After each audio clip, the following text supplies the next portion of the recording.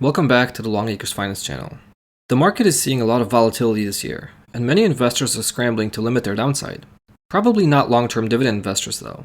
While nobody likes to see their portfolio value decline, having a long-term outlook means that you see a market decline as an opportunity rather than a setback. Dividend stocks are having a rough start to the year too, but not as much as some popular growth stocks. NOBL, the Dividend Aristocrat ETF, is down 5.2% through January 25th. On pace to have its worst start to the year since the fund's inception in 2013. January has historically been the worst month for NOBL, with the fund losing 0.57% on average during the last 8 Januaries. 2022 looks to bring this average down even further. I have come up with 3 simple strategies for investing in Dividend Aristocrats, and all 3 of them have beaten NOBL during the 5 months I have tested thus far. 2 of them are also beating NOBL in January, and I have to say they are doing significantly better than the ETF. While I am not personally recommending any of these strategies to you, I think you might find value in this type of analysis.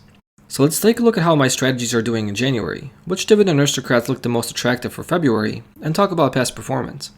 I have also finished a live Google Sheet for the Dividend Aristocrats that is already up on my Patreon page. We will take a quick look at it here today, and if you'd like to gain access to this file, there is a link in the description below. Okay, so let's talk about what's going on in January.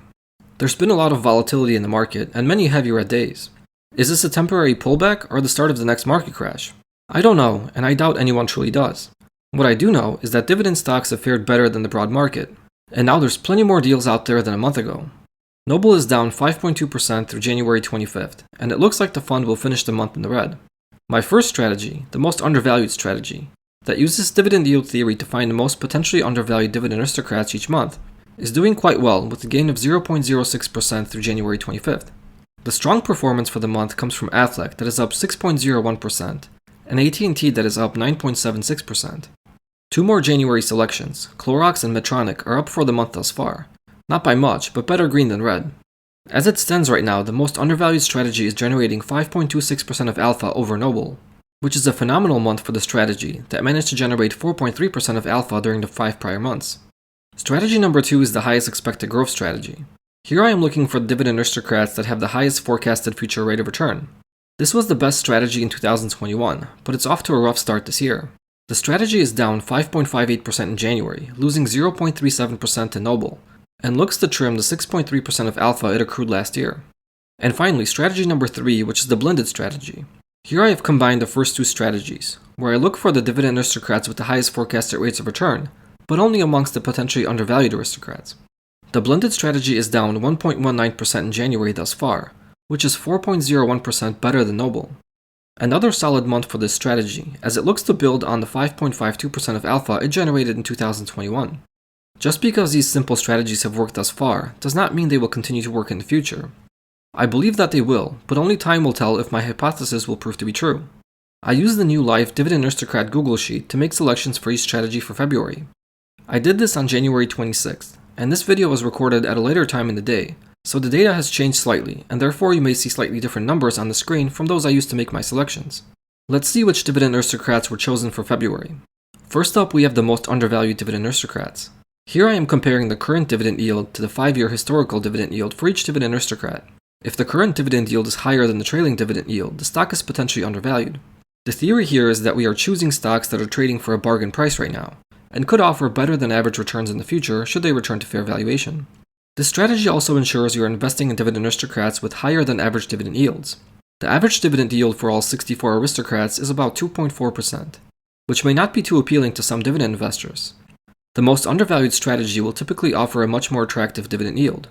Also, you may have noticed that I said there are 64 Dividend Aristocrats right now, which is 1 less than in the prior month. Leggett & Platt has dropped off the Dividend Aristocrat list because the stock has been removed from the S&P 500 index.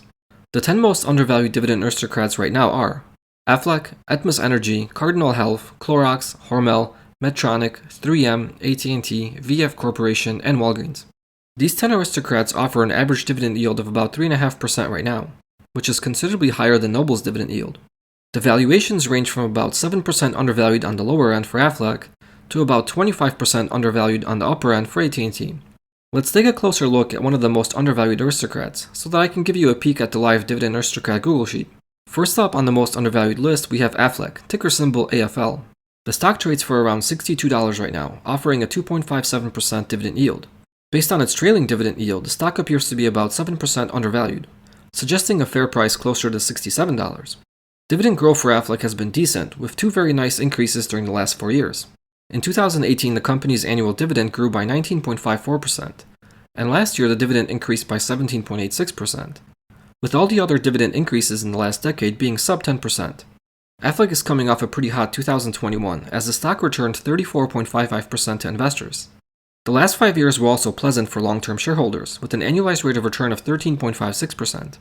Aflac finished 2021 on a strong note, adding positive gains during the last 3 months, with a total return for Q4 of 12.65%. My forecast for the future isn't as rosy for the stock, with a 7.96% rate of growth over the next 5 years. While 2020 was a significantly more opportune time to initiate a position in Aflac, it still looks pretty attractive today. And should the share price continue to decline along with the market, the dividend yield will only become more juicier. Taking a look at the historical dividend chart, we can tell that 2020 was an ideal time to pick up more shares of the company, as the dividend yield trended above 3%. From the annualized return chart, we can tell that positions initiated in mid to late 2020 have generated annualized returns close to or above 40%. While investing in Aflac between 2017 and early 2020 generated long-term annualized returns in the 5 to 13% range. Definitely something to keep in mind if the market pullback continues, and we see the current dividend yield trend closer to 3%. Let's take a closer look at one more of the most undervalued aristocrats. Next we have Atmos Energy, with a current share price of about $104. The stock sports a decent dividend yield of about 2.6%. The stock appears to be about 12% undervalued, with a fair price closer to $119. Dividend growth has been steadily increasing for the company, with the last 4 years all seeing at least 8% growth each. 2021 was a lackluster year for Atmos, as the stock added 11.92%, grossly underperforming the broad market. The stock did have 2 excellent months, adding over 16% to its annual return in March and December. But a total of 8 months last year ended in the red for the company. The 5-year trailing return of 9.47% looks more attractive, but is still below the market average.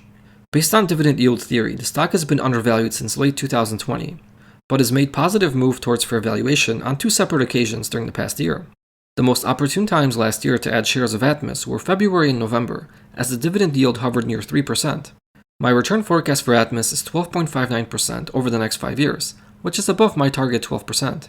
Taking a look at the trailing annualized return for Atmos and how it relates to the historical dividend yield, we can see that the returns are for the most part correlated with the dividend yields, and that investing when the dividend yield was close to 2% or below this threshold has actually resulted in long-term losses. The only opportunity to generate double-digit long-term returns from Atmos came in late 2020 and early 2021, when the yield trended upward towards 3%. Moving on to strategy number 2, which is the highest expected growth rate strategy. Here I try to seek out the dividend aristocrats that are poised for the best long-term return.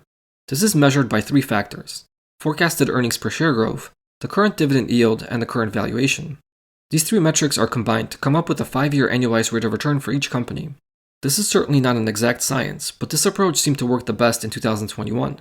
The 10 most attractive dividend aristocrats in terms of forecasted future returns are Albemarle, Caterpillar, Chubb, Ecolab, McDonald's, Nucor, PPG Industries, Cisco, AT&T, and VF Corporation.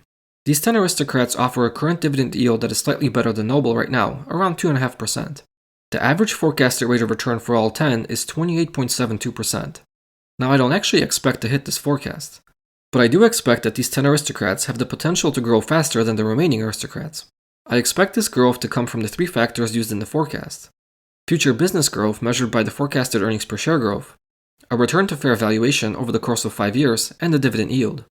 I know that AT&T is on this list, and they are set to cut their dividend in the near future.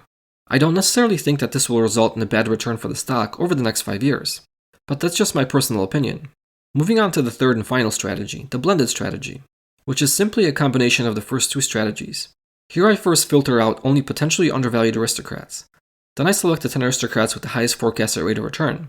And the 10 chosen aristocrats for the blended strategy for February are Cardinal Health, Cintas, Ecolab, Medtronic, 3M, Roper Technologies, Stanley Black & Decker, AT&T, T. Rowe Price Group, and VF Corporation. The February selections offer an average dividend yield of about 2.8%. They all have forecasted rates of return greater than my target of 12%. And most importantly, they all appear to be trading for fair or better prices today. Thus far, strategy number 2, the highest expected growth strategy, has performed the best, not including January's partial return. The strategy is up 12.84% since August of 2021, which is 6.3% better than NOBL. The blended strategy is in a close second place with a 12.05% return since August and 5.52% of alpha over NOBL. The most undervalued strategy has a 10.83% return since August and has generated 4.3% of alpha over NOBL. If I include the partial returns for January, the most undervalued strategy looks like it will slide into the lead, with a total return of 10.9% over this almost 6-month period. This would result in 9.9% of alpha over NOBL. The blended strategy will be in a close second place with a total return of 10.72% and 9.72% of alpha over NOBL. The highest expected return strategy will drop to a 6.54% return since August, with only 5.55% of alpha over NOBL. I'm certainly seeing a lot of volatility in these strategies, just like we are seeing in the market. It is nice to see that all strategies are working well after almost 6 months. But this is still a relatively short period of time to really prove that these strategies have merit. I have also tracked how a buy and hold approach for each strategy would be working out. All 3 buy and hold portfolios are performing better than NOBL through December 2021. The highest expected growth is doing the best with 5.08% of alpha over NOBL. The blended strategy generated 2.65% of alpha over NOBL. And the most undervalued strategy has generated 1.93% of alpha over NOBL. All buy and hold portfolios are doing worse than the individual monthly strategies, with the gaps being quite large, between 1 and 3%. I expect this gap to shrink over time, and perhaps even see the buy and hold portfolios surpass the success of the individual monthly selections. That's it for today. If you'd like to check out the live spreadsheet, head over to my Patreon. If you liked the video, please push the like button and subscribe to the channel so you don't miss future content. Thank you for watching and see you next time.